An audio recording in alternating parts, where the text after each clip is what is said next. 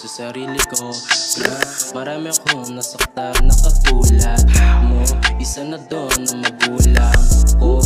Alam ko mga pagkakamali ko. Hirap nang itama kahit sa banda.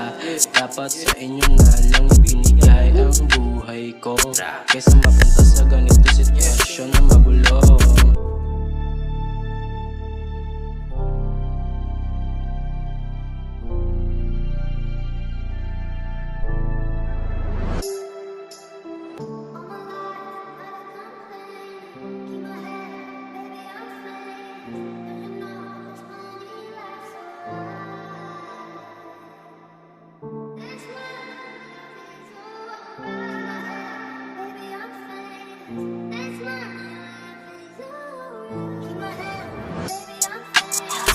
Buhay at pera, yan ang pinakamahalaga.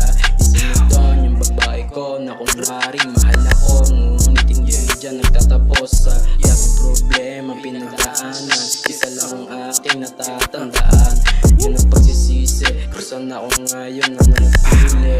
Yeah, sabi na nga ba nasa huli ang pagsisisi.